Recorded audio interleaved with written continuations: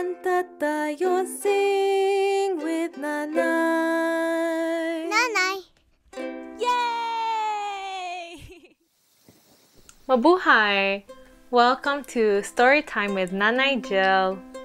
Today we're going to be reading another story from the book Filipino Children's Favorite Stories. And in this book, we're going to be reading The Hermit and the Two Worms, written and retold by Liana Romulo, illustrated by Joan de Leon, published by Tuttle Publishing.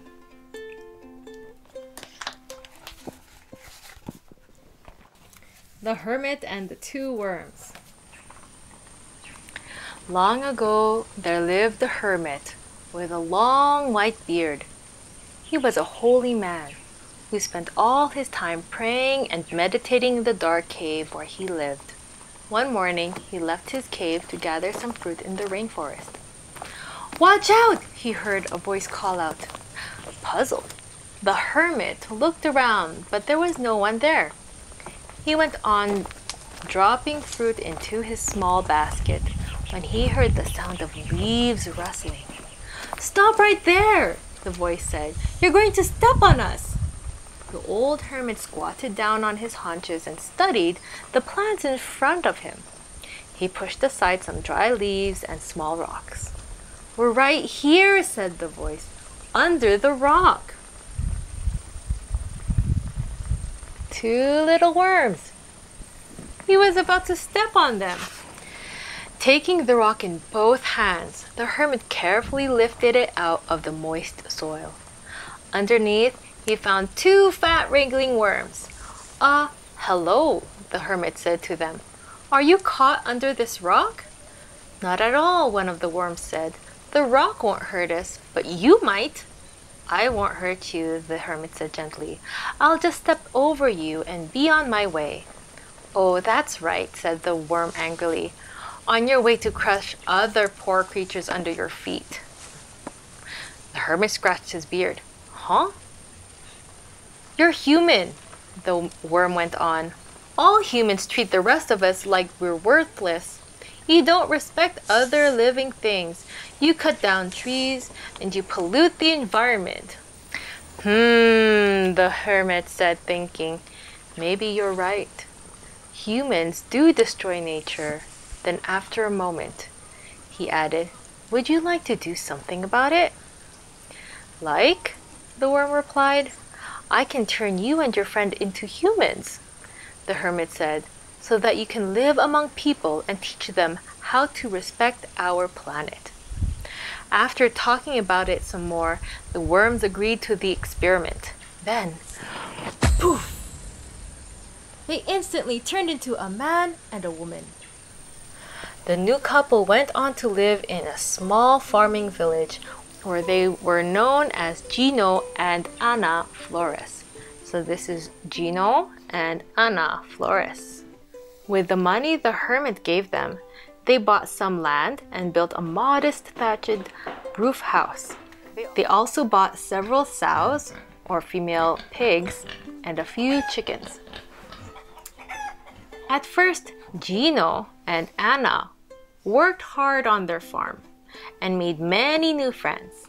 Every chance they had, they talked to their friends about the richness and beauty of their former home, the rainforest, and they traveled to other towns to teach people about treating nature with respect and kindness. But after some time, the couple's farm started to demand more of their energy, and they had less and less time to travel and talk to people. The more they worked, the more money they made, and soon Gino and Anna forgot all about teaching lessons about the environment. Only 10 years after leaving their home, the rainforest was a fading memory. Gino and Anna eventually became the richest couple in the village, and they decided to cut down the trees on their land and build a lavish mansion. There, they planned to have dinner parties for their friends. On their very first night in the new house, they invited 100 guests for a garden party. During the party, one of the servants came to Anna's side. "There's a beggar at the gate," she told her mistress. "I asked him to leave, but he insisted on talking to you or your husband." "Then let him wait," Anna said, waving a hand in the air. "He'll get tired and go." "Yes, ma'am," the servant said. That's the beggar outside of the gate of Anna and Gino's home. Their mansion. Hours later, when Anna was saying goodbye to one of the guests, she noticed the beggar was still waiting at the gate. Instead of going up to him, she went back to the party to find her husband. "Gino," she whispered, so her guest wouldn't hear. "There's a beggar outside and he won't go away. What should I do?" "Send the dogs after him," Gino replied. Then, just as he was about to turn back to the party, a big bolt of lightning flashed in the sky and it began to pour down with rain. All the guests ran inside the house, but then, poof! The house and everything inside it suddenly disappeared. "Oh no!" the guests cried out as they ran out onto the street. Within seconds, Gino and Anna found themselves standing on a patch of land with weeds all around. "Anna," Gino said, guessing what might have happened, "do you think—" "That's right," said the old beggar as he hobbled toward them in the rain. "I am the hermit that turned you into humans 10 years ago."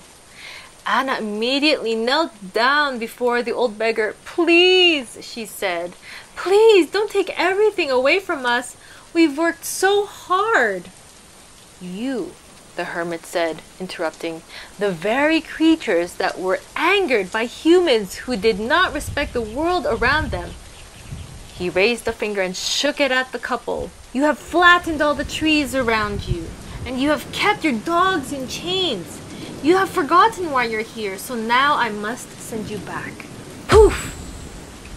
And in that instant, Anna and Gino were transformed back into 2 fat, wriggling worms.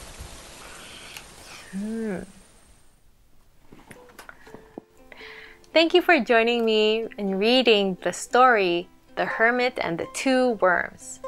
It looks like when the hermit turned the 2 worms into humans, the humans forgot what it meant to think about the environment and to share with people what it was doing that work in their community.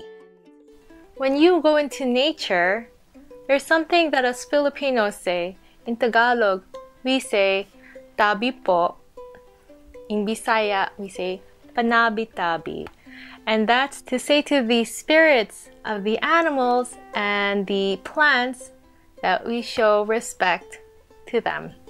So I hope that as humans, right now, listening to this story, we remember how to connect ourselves to nature and the environment. Thank you so much for joining me in reading this story, The Hermit and the 2 Worms, in this book, Filipino Children's Favorite Stories.